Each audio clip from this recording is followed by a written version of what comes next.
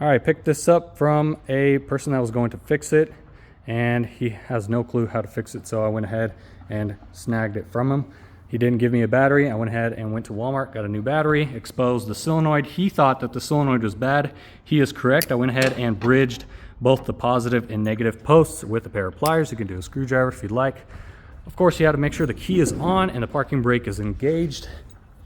And we got the engine to turn over. Now, there was no spark, so I need to get a new spark plug.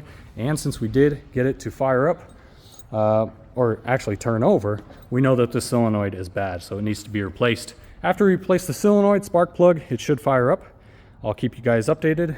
And I also just want to share, you can put a ground cable here in your positive, and you can jump start it from the starter. So if you're ever in a pickle, if you forgot your keys, you got a jumper pack in your truck, and you're running a lawn care route, you can start it up that way. Stay tuned for more videos.